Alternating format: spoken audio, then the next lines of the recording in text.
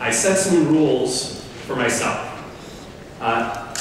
Every action that I'm going to recommend today has to be usable and valuable to your business tomorrow. So if you were to go, I know it's Saturday, if you were to go into work tomorrow and you were going to do things to get your websites more traffic, more visitors, more conversions, more business, all of these have to help directly with that.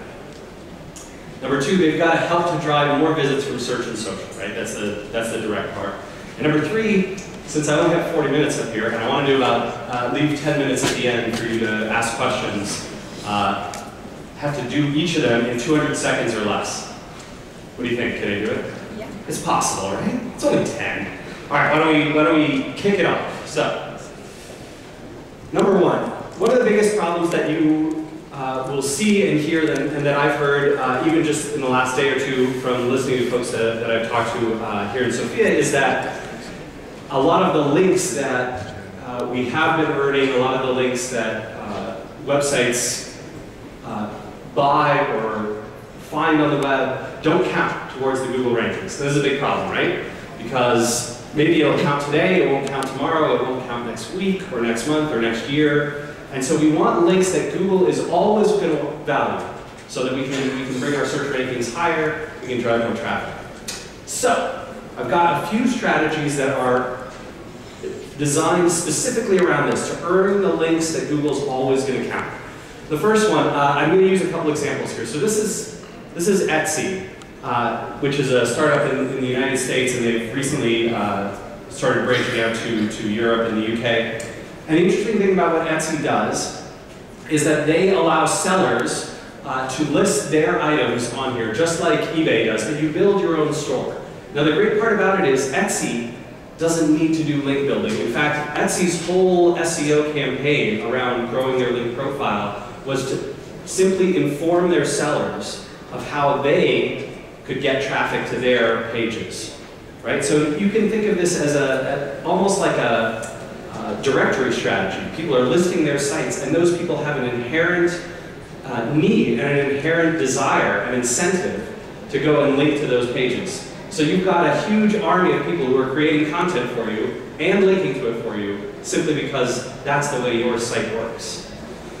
Another one that I love is embeddable content. So you can see here, this is a Whiteboard Friday. Does anyone watch Whiteboard Friday? Yeah. Watch Whiteboard Friday? Yeah, a little bit. So you can see that this embed code, right, that I use to embed the video on here will link directly back to the place where the video is sourced from. In this case, I'm actually using a service called Wistia, W-I-S-T-I-A. Wistia allows me to set where I want those links to point back to. So if I embed a YouTube video, it points back to YouTube. If I embed a Vimeo, it points back to Vimeo. But if I embed Wistia, I get to choose where it goes to. And you can do this with any kind of widget, not just video, pretty much anything. All right, so embeddable content, building an incentive for your users, for people who visit your site and create content. These are the links Google's always going to count. Next one, building content that's going to naturally be shared, right? We want content that not only adds value for our site, but that other people are going to distribute for us so that our message carries further and faster than it could on its own.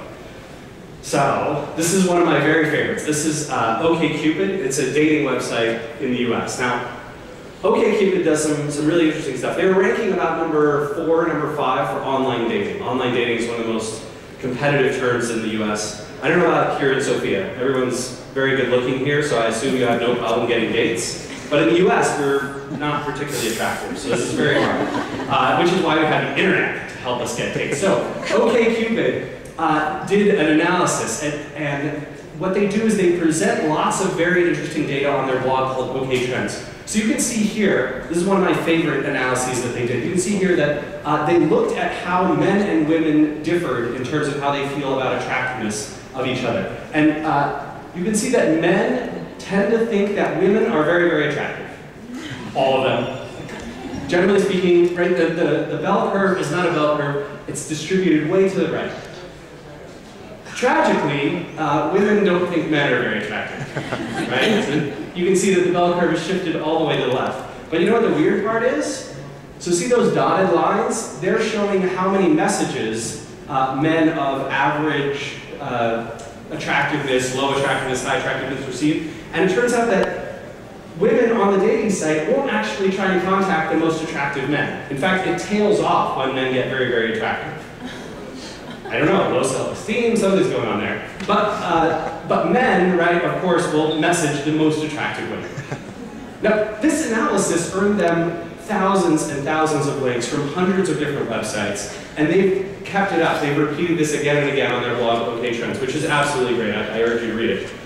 The great thing about it is, because they're the source of the data, everyone who wants to reference it links back to them, as opposed to just presenting an opinion, which people might read, but they don't reference. So this is the big takeaway here, right? I also love this strategy of having content that promotes other people, right? When you promote others, they are incented to promote it themselves. So for example, this is TechMeme's leaderboard. This came out about a year and a half ago. I woke up one morning, probably around 9 a.m. Pacific. I think it had been put up at 5 a.m. Pacific. And by the time I got up and got to my computer and looked at it, about 70% of the sites that were listed on here, and there's 100 sites listed, 70 of them had already linked to it. Because it showed who was the most important person. I saw this recently in the online finance niche. Someone had a personal money-making blog, not very popular, but they wrote a list of the top money-making bloggers on the web. And all of them linked back to it because they wanted to show off how they had been recognized by this blog for being so important. So, big strategy here, promote other people, right? Make these kinds of lists that endorse others, and you'll do very well. If we have time, I'll talk about another strategy similar to that. How many folks in the room have a Twitter account? Have a Twitter account? Should be everybody.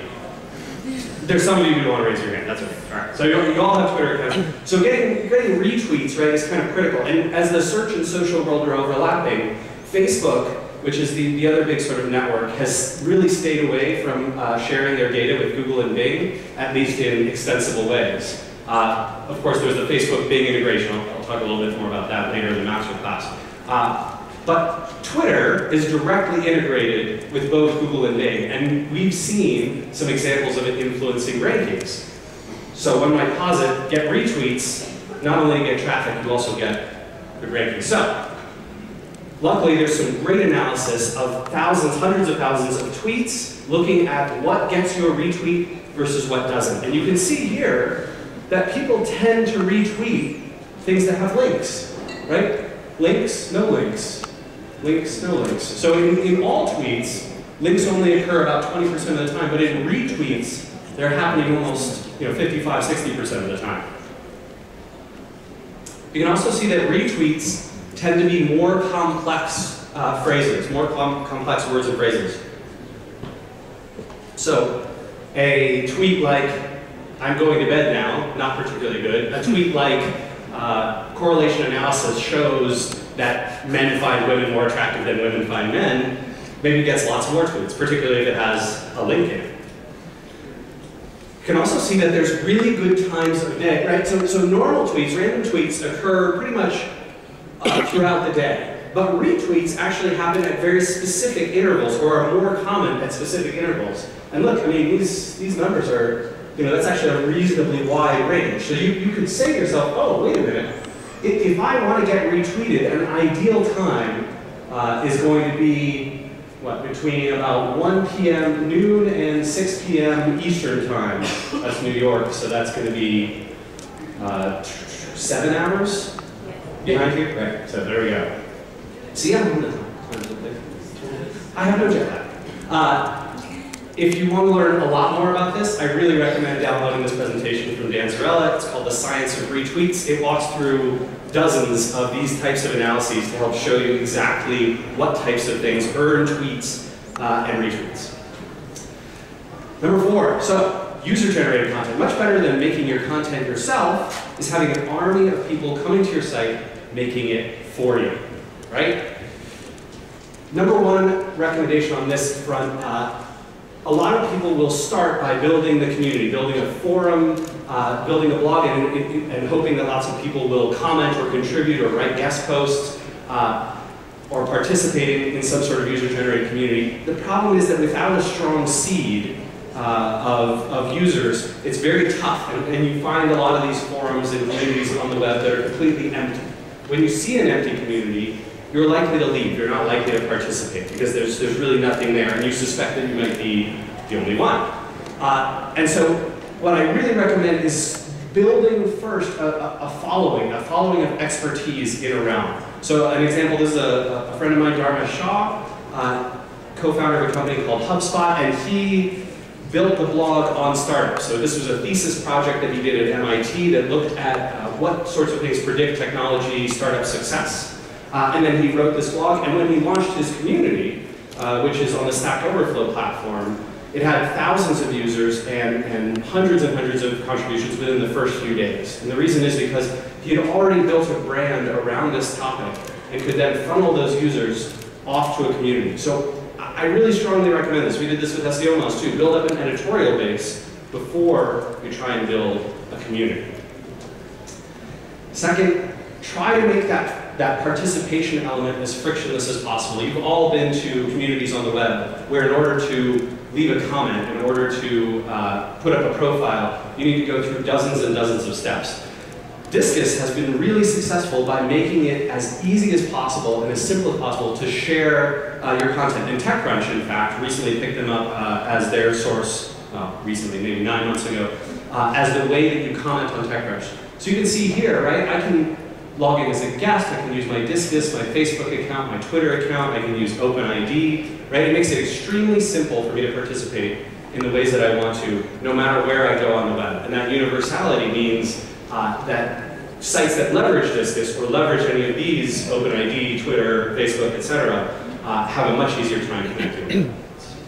And finally, on the community generation front, I really recommend that you reward the users who participate. You're going to be shocked at how much people like getting little badges next to their name on the internet. It doesn't actually do anything for you, but it feels really good. And that's why it's so effective in driving activity and action. So Stack Overflow does a brilliant job of these. Look at these crazy weird badges, right? Like, you get a cleanup badge for doing the first rollback. I get a citizen patrol badge for being the first person to flag a spammy post. I get a autobiographer badge for completing all of my user profile fields, right? Like, I get these little badges, and it's sort of, it's like the Skittles leading E.T. into the little kid's bedroom, right? You guys ever see E.T. back in the 80s when I was a kid? Going back to Twitter for a second, so one of the interesting things, right? We kind of talked about how to get those retweets. One of the problems that we see is that a lot of people will do Twitter targeting, right? They'll try and find some people on Twitter who are interested in their topic matter, and they'll try and connect with them, form a relationship, get them to follow them on Twitter, and then tweet back and forth with them, and hopefully build a relationship, and then maybe have that person promote their content or